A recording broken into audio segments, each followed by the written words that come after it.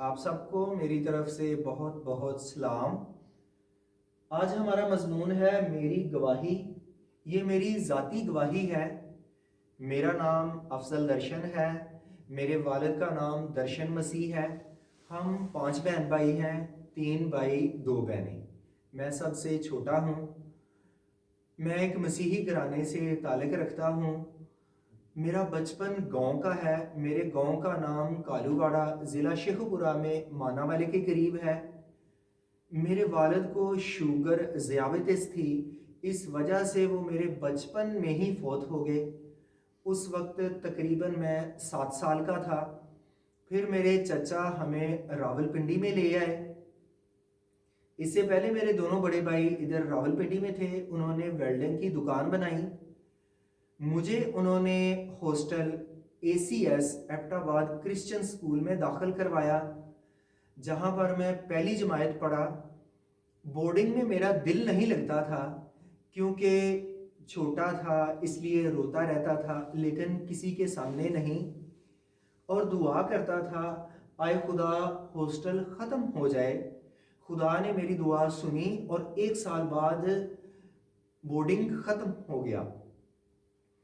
پھر وہ مجھے راولپنڈی میں لے آئے اور سینٹ جان ہائی اسکول میں دوسری جماعت سے پڑھنا شروع کیا۔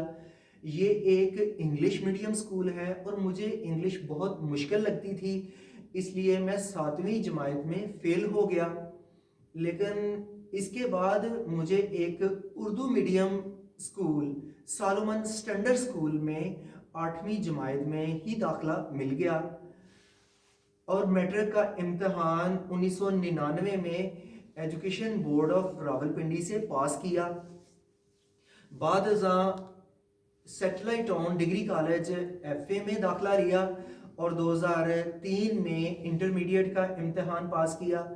اس کے بعد گورڈن کالج BA میں داخلہ لیا اور 3 سال تک فائنل سپلی کوئی موقع ضائع نہ کرتے ہوئے امتحان دیتا رہا، لیکن کامیاب نہ ہو سکا۔ پھر میرے گھر والے کہتے ہمارا اتنا کام ہے، افضل کبھی کوئی کام کرتا ہے اور کبھی میوزک سیکھنا شروع کر دیتا ہے، FA تو اس نے کیا ہے تو یہ پادریوں کا کورس کیوں نہیں کرتا۔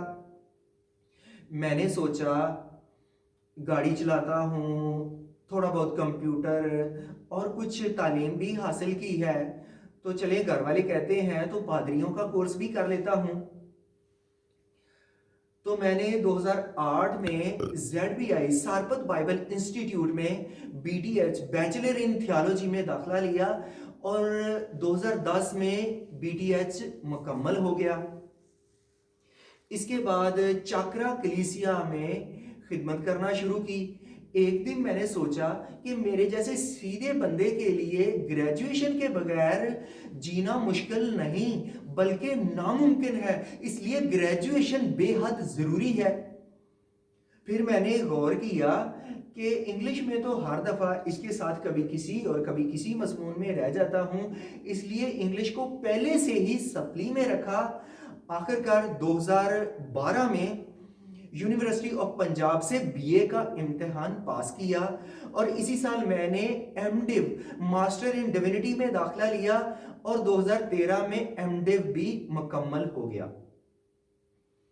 میری زندگی میں تبدیلی کا واقعہ ایک خواب ہے۔ آپ میں سے اکثر لوگ جانتے ہیں کہ 8 اکتوبر 2005 کو ہمارے ملک میں ایک شدید قسم کا زلزلہ آیا، جس سے کشمیر میں بالاکوٹ، مظفر آباد اور اس کے ارد گرد کے علاقوں میں بہت تباہی ہوتی ہے۔ ہمارے چرچ کو بین الاقوامی فلاحی اداروں نے زلزلہ زدگان کے لیے کافی زیادہ مالی مدد کی۔ اس سے پہلے ہم نے سن رکھا تھا کہ لوگ مدد کے لیے اشیاء لے کر جاتے ہیں تو متاثرین چھینا جپٹی کرتے ہیں، بار بار قطار میں پہلے والے لوگ لگ جاتے ہیں، یا ایک ہی خاندان کے کئی افراد بھی آ جاتے ہیں۔ اس لیے ہمارے چرچ سے تقریباً 10-15 افراد تباہی کو دیکھنے اور لسٹ بنانے مظفر آباد گئے تاکہ مستحق افراد تک امداد پہنچے۔ ان افراد میں بھی شامل تھا۔ तबाही बहुत शदीद थी, मकानात मलबे का ढेर बन चुके थे, इंसानी मुर्दा अजसाम की बदबू बहुत ज्यादा थी, बाज जगहों पर नाकाबिले बर्दाश्त थी। वहां पर एक पहाड़ देखा जिस पर दरख्त, सब्जा और मकानात थे जो अब सफेद हो चुका था। जब हम वापस आए जल्जले के 2 हफ्ते बाद 22 अक्टूबर को मैंने एक ख्वाब देखा। उस ख्वाब में वो खास सब कुछ है जो मैं करता हूं। ख्वाब ऐसे है, हम तालीमोरी में रहते हैं। उस वक्त मैं टीन एज में था और पतंगबाजी का बहुत शौकीन था। हमारा घर सिंगल स्टोरी है और मैं छत से नीचे सेहन में देखता हूं कि मेरे दोनों भतीजे खेल रहे हैं और उनके साथ एक छोटा लड़का भी है जिसे मेरा छोटा भतीजा मारता है और वो रोना शुरू कर देता है। मैं नीचे आता हूं तो एक उसे लगाता हूं, बदले में वो भी रोना शुरू कर देता है। मेरे चचा उधर से आते हैं और वो मुझे डांटना शुरू कर देते हैं, जो मुझे अच्छा नहीं लगता। तो मैं बुक शॉप में चला जाता हूं जो घर के साथ है, और ये मसीही किताबों की दुकान तालीमोरी और ना सर सैयद चौक वाले घर के साथ होती है। ये कोई ऐसी जगह है जहां पर मसीही अक्सरियत में है और मतवस्त दर्जे का रहन सहन है। दुकान कुछ लंबी सी है, तकरीबन 12 बाय 20 की है और पिछले हिस्से में डीली सी रस्सी में पर्दा डाला है, जहां एक पानी वाला कूलर, छोटी सी फ्रिज, कुछ कपड़े बिखरे और कुछ लटके हैं और एक चारपाई लगी है जिस पर मैं लेट जाता हूं और सोचता हूं कि ये मुझे फजूल में ही डांटते रहते हैं। और इस बुक शॉप को मैं चलाता हूं, इस दौरान कुछ बड़ा भी हो जाता हूं। फिर ऐसे है कि मैं कंप्यूटर पर जैसे नीड फॉर स्पीड गेम है, कभी बाइक और कभी गाड़ियों की चला रहा हूं, खेल रहा हूं। गेम खेलते खेलते मैं हकीकत में बस 72 सीटर नॉन एसी चलाना शुरू कर देता हूं और रेस पहले की तरह जारी रहती है। दूसरी बस भी मेरी बस जैसी है, जबकि मेरी बस आगे निकल जाती है और मैं किसी स्टॉप पर नहीं रोकता। कुछ वक्त गुजरने के बाद मैं लारी अड्डे में पहुंच जाता हूं और मैं दोनों अतराफ के शीशों में देखता हूं, कहीं दूसरी बस साथ तो नहीं लगी, लेकिन वो नजर नहीं आती। लारी अड्डे की जगह कच्ची होने की वजह से ऊंची नीची है, इसलिए बस खूब हचकोले खाती है और मैं जल्दी से ड्राइवर शीशे में देखता हूं, कहीं सवारियों का सर छत के साथ ना लगे और मुझे बुरा भला ना कहना शुरू कर दे। मैं ये देखकर हैरान रह गया कि एक भी सवारी ना रही। फिर मैं कहता हूं, अच्छा, सवारियों की कोई बात नहीं, रेस तो मैं जीत गया हूं। फिर ऐसे है कि हम अपने घर की छत पर हैं। घर सिंगल स्टोरी है जिस पर 4 फुट का पर्दा हुआ है और इसका रंग पीला मट्टी जैसा है। ये घर शहर से बाहर की तरफ है, इसलिए देहाती तर्ज का है, जहां आबादी गुंजान नहीं। सर्दी का मौसम है और हवा नहीं चलती, कुछ धुंध सी है। सुबह के 9-10 बजे हैं, हल्का हल्का सूरज नजर आना शुरू हुआ है। हमारे घर से चंद फरलांग दूर एक स्कूल वाक़या है, जबकि लड़के लड़कियां खेल कूद करते वाजे नजर आते हैं। स्कूल के चौगिर्द दीवार है और सारे को अंदर बाहर से टीप किया गया है। इसका रंग भी पीला सा सरकारी स्कूलों की तरह है। हम आपस में बात करते हैं छत पर खड़े हुए कि कल ऐसा हुआ कि एक आदमी स्कूल के अमले में से पूछगिछ करता रहा ताकि कोई उसकी बातों में आए, और वो आदमी पैसे का लालच भी देता है, लेकिन कोई ना बिका। پھر کچھ لوگوں میں یہ بات پھیل جاتی ہے کہ وہ دہشت گرد ہے اور وہ ایسا غائب ہوا کہ کوئی اسے پکڑ نہ سکا۔ پھر چند دن گزرنے کے بعد اسکول میں بم دھماکہ ہوتا ہے اور لوگ آپس میں باتیں کرتے ہیں کہ یہ دہشت گرد چند دن پہلے بھی کوشش کرتا رہا لیکن اس دن ناکام رہا، جبکہ آج اس اسکول کا چوکیدار اس دہشت گرد کے ساتھ مل گیا، اس لیے اسکول لگے ہوئے بم دھماکہ ہوتا ہے۔ میں کچھ اونچی جگہ سے کھڑے ہو کر اسکول کی عمارت دیکھ رہا ہوں جو اب گر چکی ہے، اس لیے جانی و مالی بہت نقصان ہوتا ہے۔ لوگ اسکول کی چاروں اطراف کھڑے ہیں، ان میں زیادہ بچوں کے والدین ہیں، بہت کم طلبہ ہیں جو زندہ ہیں۔ یہاں قیامت کا سا سما ہے۔ امدادی دستے اور ایکسیویٹر لاشوں کو نکالنے کے لیے بر وقت پہنچ جاتے ہیں۔ پولیس عام لوگوں کو کنٹرول کرتی ہے۔ بعد میں سننے میں یہ بھی آتا ہے کہ وہ دہشت گرد اور چوکیدار فرار ہو گئے۔ پھر ایسے ہے، ان دنوں ہمارے ہاں ایک جرمن شخص اپنی گاڑی کھڑی کر کے گئے تھے۔ یہ گاڑی نسان اورون سفید رنگ کی تھی۔ اس گاڑی کو میں چلایا کرتا تھا۔ اس دن میں اکیلا ہی کسی کام سے وہ گاڑی لے کر نکلا تھا۔ آہستہ آہستہ میں مارگلہ ٹاور اسلام آباد پہنچ جاتا ہوں جو واقعی زلزلے سے گرا تھا۔ یہاں اسکول سے بھی زیادہ تباہی ہوتی ہے۔ یہاں لوگوں، امدادی دستوں کا بہت ہجوم ہے۔ ایکسیویٹر ملبے کو ہٹا رہے ہیں، امدادی دستے لاشوں اور زخمیوں کو ایمبولینس میں ڈال رہے ہیں۔ میرے پاس گاڑی ہے، میں نے چاہا کہ یہ گاڑی بھی لوگوں کی مدد میں استعمال ہو، جو ہے بھی ایمبولینس کی طرح۔ تھوڑی دیر رکنے کے بعد میں گھر واپس آ جاتا ہوں اور میں امی کو سارا تباہی کا واقعہ بتاتا ہوں۔ امی نے کہا، تیرے پاس گاڑی ہے تو ادھر لوگوں کی مدد کرنی تھی۔ میں نے کہا، میں نے چاہا کہ میں لوگوں کی مدد کروں لیکن کسی نے مجھ سے مدد نہیں لی۔ امی نے کہا، اچھا ٹھیک ہے۔ اس کے بعد ایسے ہے کہ میں گھر کی چھت پر پانی والی ٹینکی کے اوپر کھڑا ہوں۔ گرمی کا موسم ہے، شام کے 4-5 بجے ہیں۔ ہو سکتا ہے کوئی گڈی میں بھی لوٹ لوں، اور میں گڈیوں کو دیکھ رہا ہوں۔ ہماری چھت کافی اونچی ہے۔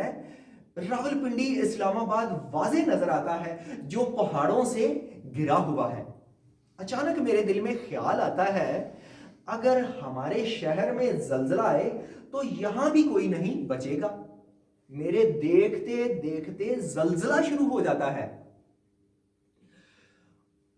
اور یہ زلزلہ اس قدر شدید ہے کہ جیسے گرمی کے موسم میں ریت کے اوپر لو چلے تو لہریں اٹھتی ہیں، یہ اس قدر شدید ہے۔ اور کوئی بڑے سے کمبل کو زور سے اوپر نیچے دائیں بائیں ہلائے، ایسے سب کچھ غرق ہوتا جا رہا ہے۔ مکانات، پلازے ملیا میٹ ہوتے جا رہے ہیں۔ چیزوں کے گرنے ٹوٹنے کی ہلکی ہلکی آوازیں سنائی دیتی ہیں۔ تھوڑی تھوڑی تھر تھراہٹ بھی محسوس ہوتی ہے کیونکہ زلزلہ ابھی دور ہے، اور دھواں ایسے اٹھ رہا ہے جیسے بھٹے کا، لیکن اس دھوئیں کا رنگ مٹی جیسا ہے۔ میں نے کہا، میں چھت پر کھڑے ہو کر، پانی والی ٹینکی پر کھڑے ہو کر اس عذاب کو دیکھ رہا تھا۔ یہ رخ محسوس نہیں ہوتا کہ میں کب چرچ میں آیا اور شام کے بعد اندھیرا شروع ہو گیا۔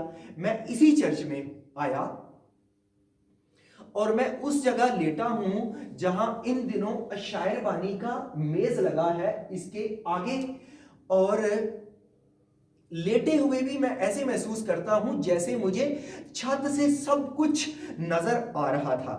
बढ़ते बढ़ते जलजला हमारे घर के करीब आ गया है। अब मकानात के गिरने, चीजों के टूटने की आवाज और लोगों की चीखों पुकार बहुत बढ़ चुकी है। लोग जान बचाने की खातिर इधर उधर भागते हैं, लेकिन कोई नहीं बचा। आखिर जलजला हमारे घर, चर्च को चारों अतराफ से घेरे हुए है। दीवारें जो नजर आ रही है, ये दीवारें झूलना शुरू कर देती हैं। बस अब के अब गिरी। फिर मैंने अपने आप को इस अशायरबानी वाले मेज के नीचे छुपाना चाहा। उसी लम्हे मेरे दिल में ख्याल आता है, जब लंटर गिरा तो कुछ नहीं बचेगा। फिर मैंने उधर ही बाएं तरफ लेटे हुए जोर से आंखें बंद कर ली कि जैसे मुझ पर सब कुछ गिरने लगा है। अचानक मेरी जगह तब्दील होती है, जो मुझे महसूस नहीं होता, और मैं उस जगह आ लेटता हूं जिस जगह इन दिनों स्टेज है, लेकिन उन दिनों में सिर्फ पुलपट होता था। और ऊपर से दायां हाथ आता है, इसका रंग सफेद है जो अंधेरे में वाजे नजर आता है, क्योंकि इसमें से रोशनी मनक्स होती है। और इस हाथ का फैलाव एक खाने के बराबर है, जो छत में 6 खाने हैं। यानी हाथ काफी बड़ा है, जो मेरे ऊपर आकर ठहर जाता है, जिसमें से मुझे ये आवाज आई, अफजल तू नहीं मरेगा। जो ही मैं ये अल्फाज सुनता हूं, मुझे तसल्ली हो गई और मेरी आंख खुली तो मैं उसके सामने वाले खाने में हूं। हकीकत में इस वाले खाने में, जिस खाने में अब भाई अमजद ने कैमरा लगाया है और इसकी मैं बाएं साइड पे लेटा हूं। अब मैं होश में हूं और घबराया हूं। मुझे ये अल्फाज सुनाई देते हैं, अफजल तू शायरबानी लिया कर। मैं एकदम कह देता हूं, मैंने नहीं लेनी। इन अल्फाज में इतना इख्तियार, इतना रोब है कि जैसे बादलों की गर्ज में अल्फाज सुनाई देते हैं। दूसरी बार मुझे कहा जाता है, अफजल तू शायरबानी लिया कर, क्योंकि तू कई सालों से पहली लाइन में बैठा होता है और तू शायरबानी नहीं लेता, जो मुझे अच्छा नहीं लगता। मैं वाकई उन दिनों तबला बजाता और पहली लाइन में बैठा करता था। मैं कहता हूं, मैं ठीक बंदा नहीं, मैंने शायरबानी नहीं लेनी। जवाब मिला, तू मुझे कह रहा है मैं ठीक बंदा नहीं, मुझे तेरा सारा पता है। तूने क्या किया और क्या करना है, मुझे ये भी पता है। मैंने ये नहीं कहा कि तू अपने आप को तब्दील कर, तू जो चाहता है तू वो कर। और तू ये भी कहता है कि जो शायरबानी लेते हैं वो मेरे जैसे भी नहीं, तू शायरबानी लिया कर। मैं दोबारा कह देता हूं, मैं ठीक बंदा नहीं। तीसरी बार जो मुझे अल्फाज सुनाई देते हैं, अफजल तू शायरबानी लिया कर, इनमें इस कदर रोब और इख्तियार है कि शदीद गर्ज की आवाज थी। और एक साथ साया की तरह शबी देखता हूं जो छत तक है। मुझे ऐसे लगा कि अगर मैंने इनकार किया तो ये मुझ पर गिर जाएगी। दूसरा, इन अल्फाज में भी इस कदर इख्तियार है कि अगर मैंने इनकार किया तो मेरी सांसें बंद हो जाएंगी। फिर जैसे ही मैं ये कहता हूं, अच्छा ठीक है मैं शायरबानी लूंगा, आहिस्ता से वो सूरत गायब हो जाती है और मुझे इत्मीनान हो गया। फिर मैं सर उठाकर इधर उधर दाएं बाएं देखता हूं कि सुबह के 4 बजे हैं और जिस जगह पुलपट है इस जगह फिलेक्स हेनरिच सो रहा है और मैं उसी पहली जगह पर दोबारा सो जाता हूं। یہی وہ خواب ہے جو میری تبدیلی کا باعث بنا اور میں نے یسوع کو قبول کیا۔ خدا ہمیں اس گواہی سے برکت دے، آمین۔